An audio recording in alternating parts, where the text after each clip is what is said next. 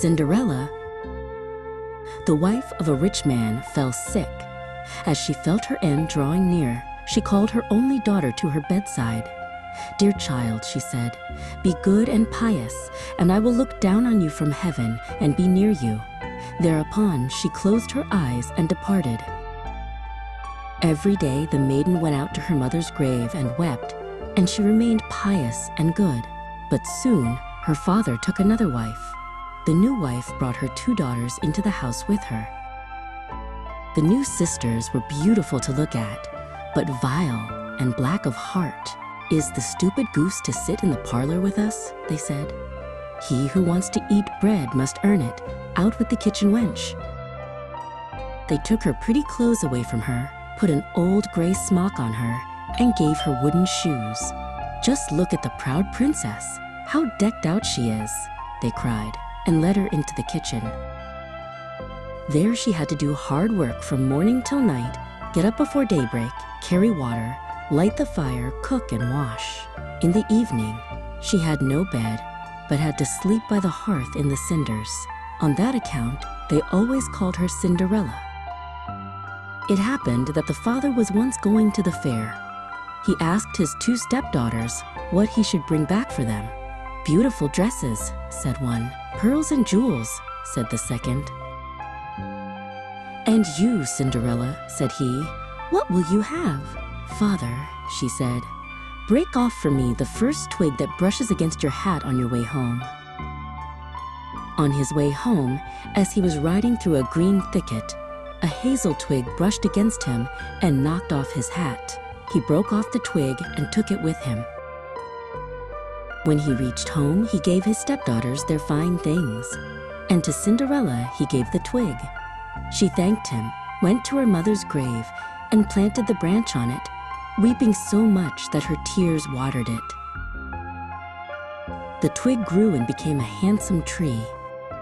Thrice a day Cinderella went and sat beneath it, and wept and prayed. A little white bird always came on the tree, and as Cinderella expressed a wish, the bird threw down to her what she had wished for.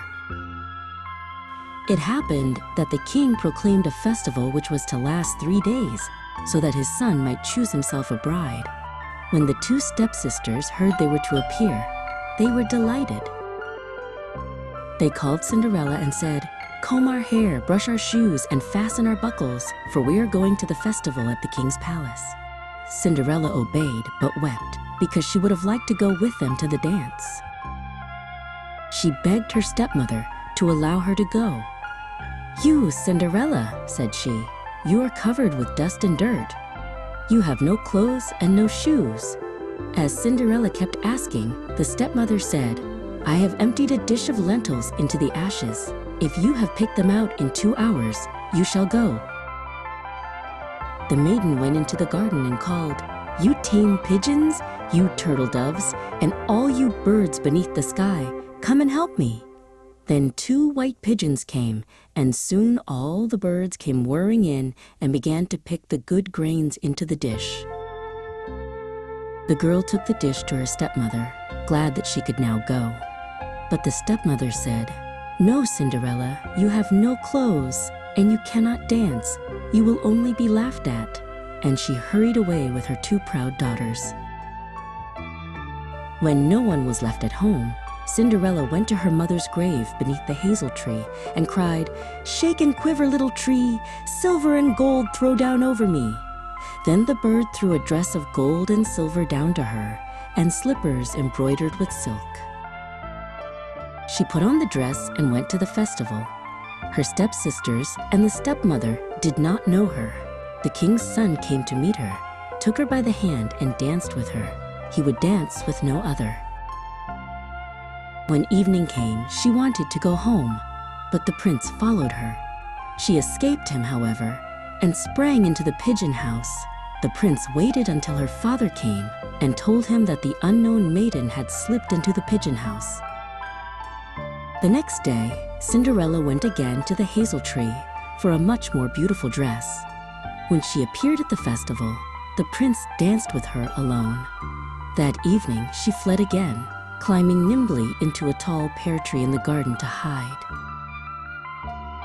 On the third day, the bird threw down a dress more splendid than any she had yet had, and the slippers were of pure gold. That night, the prince had the whole staircase smeared with pitch. As she sprang down, her left slipper remained stuck. The next morning, he went to the rich man's house. "No one shall be my wife, but she whose foot this golden slipper fits," he said. The eldest sister went to try it on, but her big toe would not fit. Her mother gave her a knife and said, "Cut the toe off." The prince took her as his bride, but as they passed the grave, 2 pigeons on the hazel tree cried, "Looky-loo, looky-loo, there's blood in the shoe!" He saw the blood, turned his horse around, and brought the false bride home. Then the second sister tried the slipper, but her heel was too large. Her mother gave her the knife to cut a piece off. She did, but when the prince rode away with her, the pigeons again cried out about the blood in the shoe. "Have you no other daughter?" the prince asked. They told him of the kitchen wench, and he insisted she be called. Cinderella washed her face and hands and bowed before the prince, who gave her the golden slipper. She drew her foot out of the heavy wooden shoe and put it into the slipper. It fitted her perfectly. The prince looked in her face, recognized the beautiful maiden, and cried, "That is the true bride!" He took Cinderella on his horse and rode away with her, and they lived happily ever after.